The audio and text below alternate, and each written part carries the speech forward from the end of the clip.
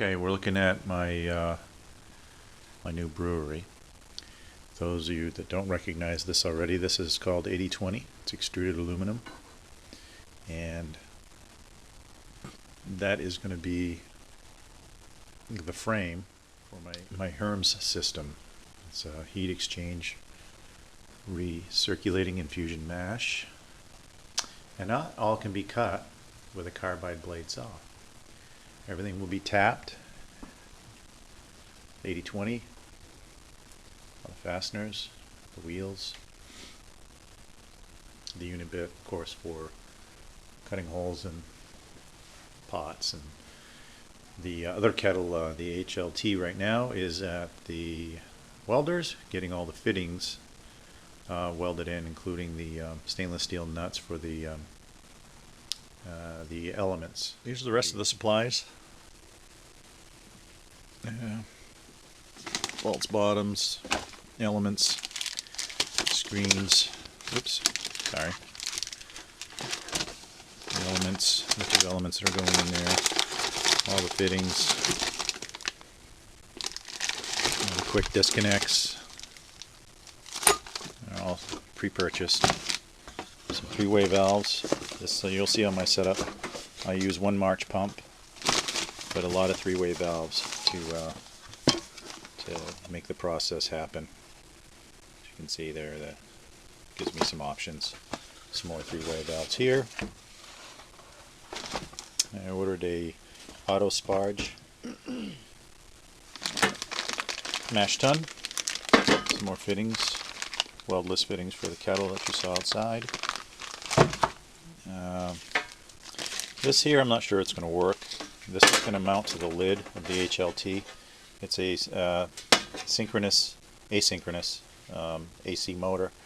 It's set for 20 RPMs. It's got a small coupler on the back, a small shaft here. There's a coupler there. I'll couple that to some sort of a stirring paddle to agitate the HLT, because there's going to be a, well, I'm going to convert this copper coil into my heat exchange. This is my control box. This is going to have the PID controller, solid state relays, on the switches for the March pump, which the March pump you see there in the back. A couple of gauges. I believe I have everything I need, other than, you know, the odds and ends and hose clamps and such. So, okay, well, of course we started with the rough drawing. Something I just kind of put together while I was in Iraq. It's kind of crude. It's not AutoCAD or anything. I wish I had that, but no, that's done with paint. So it's not drawn to scale. So we have to try to scale this thing. So I came up with some dimensions based on the width of the pots, and these two here are 57. That's the top, the length. These two here are 54, which is the bottom here, and on the opposite side. The reason why that's 3 inches shorter, of course, is because these are 1.5 inches. And if you subtract the inside of these two, that brings you down to 54. So bottom 254, top 257, because these are going to sit on top of the legs. You can go either way on that. They could have both been 54, and you could have brought the legs in tight. I like to alternate the pattern. It adds some rigidity to the frame. And then the cross members were cut from the drop of the legs, which leaves me with quite a bit left over. And this piece here, which is the upright shown here in the diagram, it's a little bit wider. It's 2 inches by 1 inch, and that's to support the Rubbermaid cooler here. The drop from those two long legs are here, and of course I think I left one over by the saw, which I did on the floor. Yep. So that drop and that drop here I can also use as cross members. So when I revise my parts list, I will probably remove these three, which will save you probably another 40, well, probably more, $90 off of the frame price if you're using my dimensions. So I'll show you how that starts to go together. It goes together pretty quick. This 80-20 stuff is really fun to work with. All right, it's pretty simple. It's no different than building with wood. And there you have the base. That's where the wheel is going to sit. And there it goes to the end. So cap screw on the front holds it in place. Those are the two uprights. Of course, without the wheels. I'm just showing you simply. Okay, that's all I've got. So, as you can see, we've got one end done. I just set the 60 quart or the 15 gallon brew kettle up there to see what that's going to look like. This, you could have probably built this a couple inches narrower too, but I kind of wanted it to have a little more stability. I thought if it was too narrow, especially with that, it's a two-tier system. With the cooler up at the top, I figured this might be a little tippy, so probably made it a little wider than most people would, I'm guessing. Okay, decided to mount the burner. I did take that turkey fryer burner apart, and was able to salvage some of the hardware. As you can see, that it worked out pretty good. Holes in the top of the Blickman top tier shelf, and then I also tapped this piece of 1 inch by 2 inch 80-20. It's got two shaft holes down the top that you can tap on the inch wide stuff, or 2 inch wide stuff, but the inch thick stuff. It's the holes are set for 1/4 20, not 15s, 16th, 18 threads, which is the 1.5, which we use for the frame. But I figured for the upright, this would be plenty rigid enough, 1 inch by 2 inch. And now we're just going to go ahead and mount the cross members for the added metal strips, and just kind of bent them to conform. I had to change, they couldn't make them even because I had to thread pretty deep on that, because it's not really made to thread that way. So I didn't want the threads to pull through. So I just offset it a little bit. It looks a little funky, but it's solid, so that's more my concern. I did lower this again for the second time, just because, as you can see, without the wheels on the frame, it's still pretty high. So with the wheels, it's going to be about this high. With my height, that's going to be just enough to look down in there and stir with a mash paddle and still see if I'm getting all the dough balls. Without having to get up on a ladder, I may just make a wooden box just so I'm not having to crane my neck over, or have to stir too high up here. It's pretty solid. I also mounted the control box. Of course, there's no controls in it right now. I still have to mount the March pump. And as far as framing goes, I only have to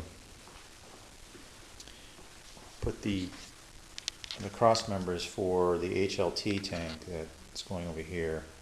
I'm going to put the cross members going that way, those pieces of angle aluminum, so the pot isn't sitting directly on the frame.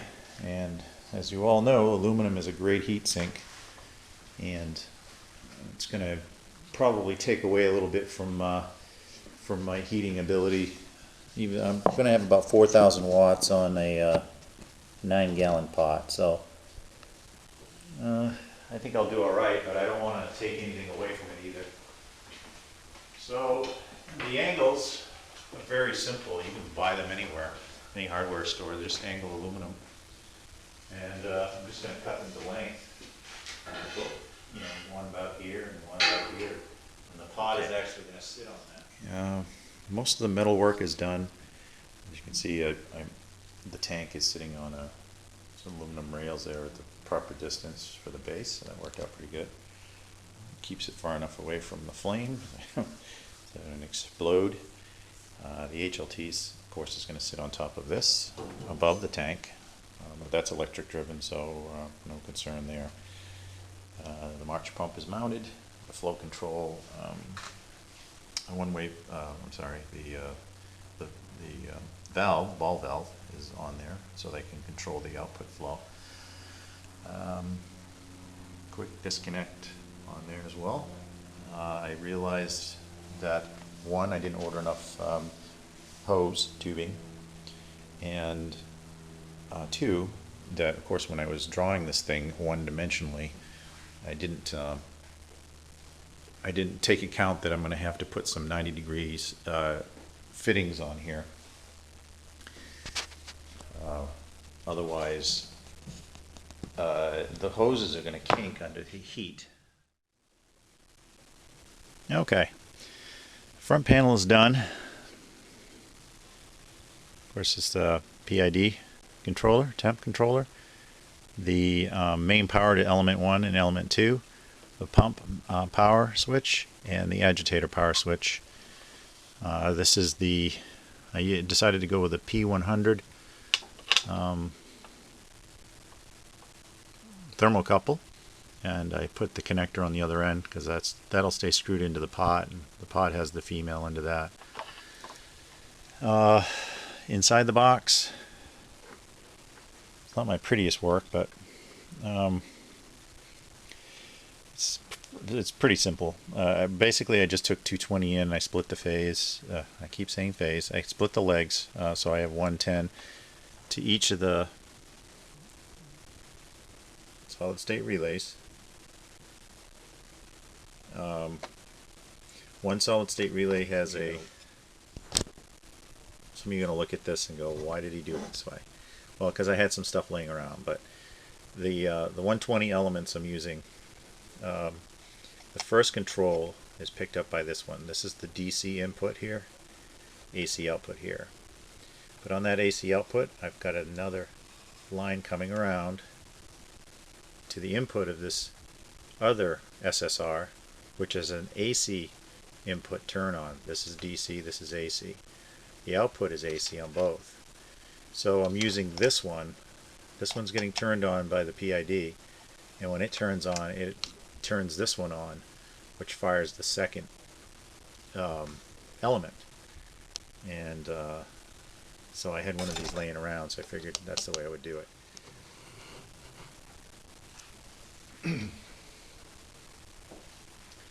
Okay, so it's powered up, it's on the machine, and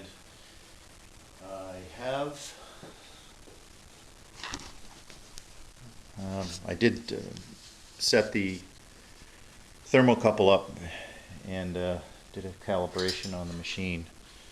So here I've got the thermocouple in my hand, and we should be able to see that come up. And there it goes. It's about right. It's about 50. It was about 50 in the garage here. It is winter time, so that's going up. And what I did was just to test everything out without the elements hooked up, because the HLT is still. I've got the lamp, my drop light, connected to the outputs. Now, a little spark go in there. Come on. Anyway, there's that one, and then it's here.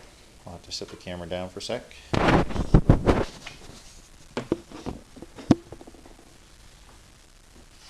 that one. Down there. And this one also lights the lamp up, as you can see. So the output is showing on here, and of course it is on up there. The light is on. There it is. So if I bring the temp down, oh yeah, my thermocouple tends to bounce around a little bit. I'm not sure why yet. There we go.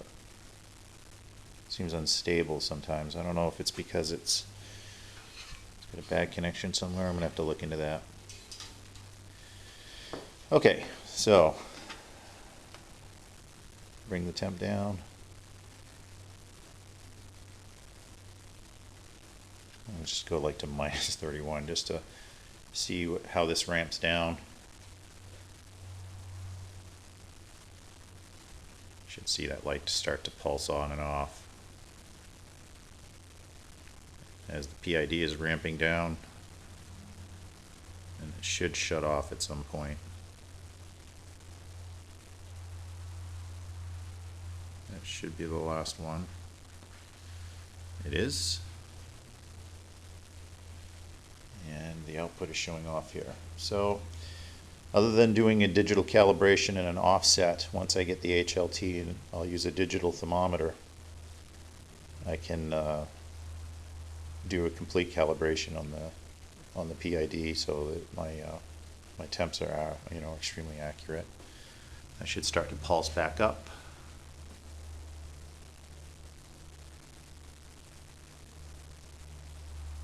And then it should eventually stay on, which it is now. Okay, I have the HLT finally back from the welder, and I had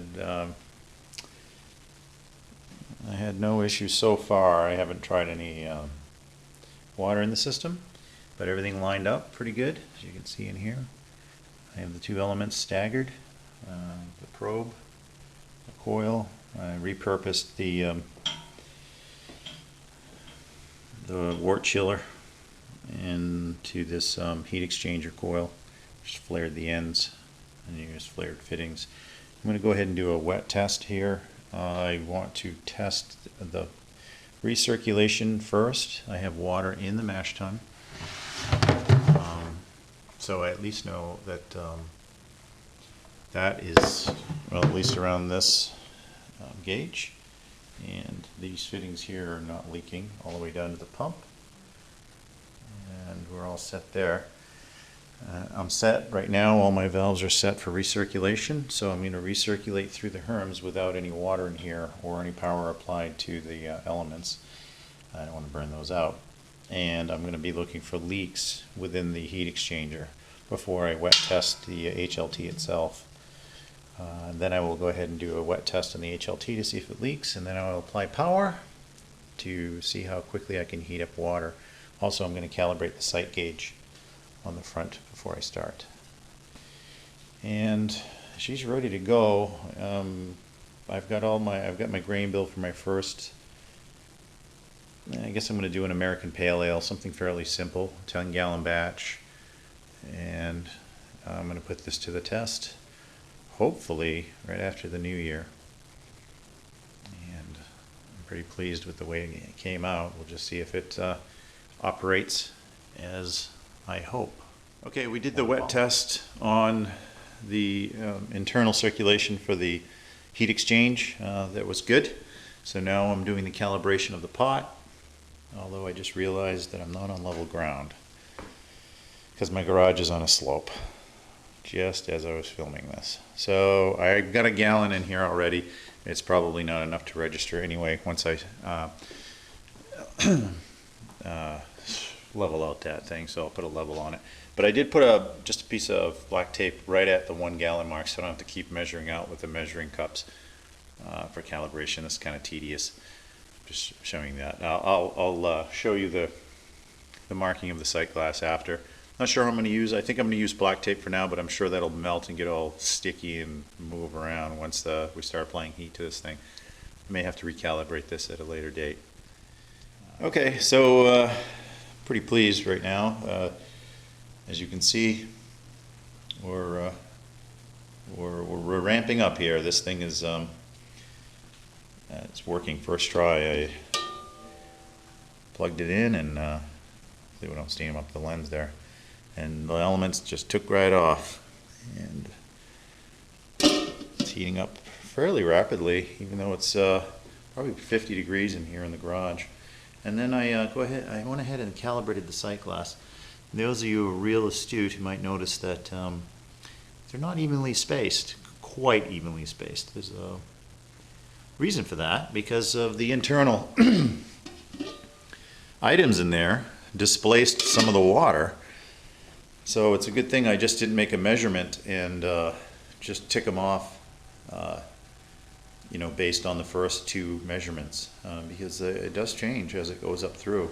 You know, it's minor, but I don't know, if you're going to do it, you might as well do it right. I did end up putting some boards under the feet because my garage is sloped for the winter months, so the snow runoff can drain out of the garage. And of course I forgot about that. But most of the time I won't even be brewing in here, I'll be brewing outside. So yeah, there's a few tiny leaks. I noticed there's a little drip there right by the inlet on the pump. I'll probably end up taking that off and applying another layer of Teflon tape, or maybe go around a couple more times. And really minor stuff. There was absolutely no leaks on the HLT, which surprises me with all the welds and things going on there. And I mean, nothing so far, knock on wood, is leaking. And since the probe has been mounted to the pot, it's settled down. I noticed before when it was floating around, it tended to, I don't know, jump around quite a bit. But that's all settled down now. So right now we are raising the temperature. It's now 125 degrees. It started at 50 degrees in 20, well, not quite 20, 19 minutes. Bear in mind that it's 50 degrees, well, maybe even lower than that. Let's see, what's the thermometer? Yeah, 50 degrees in here, and that's not insulated. So it is, you know, I'm sure I'm getting a little radiational cooling on that HLT. But other than that, I'm pretty pleased with it. The next thing I'm going to do is I'll calibrate the actual temperature to what the display says, and I'll enter the offsets. And then the next thing I'll do is I'll run the circulator and see how long it takes me to bring that temperature up inside the mash tun, because the mash tun has water in it up to about the probe for that thermometer. I want to see how long it takes to ramp 50 degrees up to 168, just for my own edification. Other than that, I said I'd probably brew after the new year, but I'm so like jumpy and itchy. I think I'll brew something today or tomorrow. Most likely tomorrow. I can get just go ahead and touch up some of those tiny leaks. I don't know, I guess they all leak a little bit, somewhat, I guess, from what I hear from people, because you know, it's backyard engineering. Although, you know, I'm just really pleased with the way it came out. I hope it does I'm sure it'll do a good brew, but you know, that's in the hands of the brewer, not really the equipment. So the equipment just makes it easier. And repeatability. I think that's what I was just looking for. Ease of use, repeatability. And hell, it was fun building. Okay, it brought it up to temperature. I'm not sure of the time. I ended up doing a calibration. It does its own internal calibration. Then I had to do a slight calibration offset, like 1 degree for the thermocouple. But it's holding. It plus or minus a degree, sometimes 2. Depends if I open the cover and start stirring. Which means that I think I'll have to, once I get the agitator turning in there, I'll have to do another calibration so that this PID can adjust for the new coefficients. So now I'm going to go ahead and run the pump and see how long it takes this to come up to temperature, and then watch what happens to the temperature gauge in there. So I'll have to stir it as I'm doing it, as I'm running the pump rather, so that I don't build up any pockets or surface tension in there around the coil. Make sure that's actually running. Oh yeah, I can see the steam coming out. Okay, Good. Well, there we go. Okay, well, that heat exchanger alone brought that temperature up from 50 degrees to 130 plus degrees just going through the heat exchanger. It did take that 50-degree water when it put it through the wort chiller there, when it dropped the temperature by 10 degrees, and the outputs have been just on solid, and it's been able to hold that 10-degree differential. I'm sure as that starts to climb closer to meeting that, they'll start to converge. But for those of you who say that doing stepped mashes won't work, or the ramps are too slow for a heat exchanger, I say nay. That was within 10 minutes, almost 100 degrees. So I think if you're doing a stepped infusion mash, you could probably, it looks like a little less than a degree a minute. I think that's fine. So I'm very pleased, very happy with it. Still holding at 152. Got about more than 10 minutes. I did one thing with the agitator motor. I took the label off, and I epoxied an old CPU fan that I had laying around, the CPU heatsink where the fan sat on. I just took the fan off and epoxied that straight on. Pulled the heat off that motor, just because I think that motor wouldn't last very long. Maybe, who knows, but I mean, the killer of most bearings and motors is heat. So even though the hottest this HLT usually will get is only about 178 degrees, and it's probably maybe not enough to kill a motor, but shorten its life, I'm sure. So, and it is pulling the heat off. It's warm to the touch, but it's not hot. When I reach around and touch here, I can actually hold on to it now without feeling like I'm burning myself. So, yeah, we'll see. It's pretty odd looking, we'll say that. But it works. So it's on the fly engineering here. Everything is working as advertised. Take a look at the top of that recirculating. Whoop, a little condensation on the top, but that wort coming through is clear, crystal clear. So I'm just very, very pleased.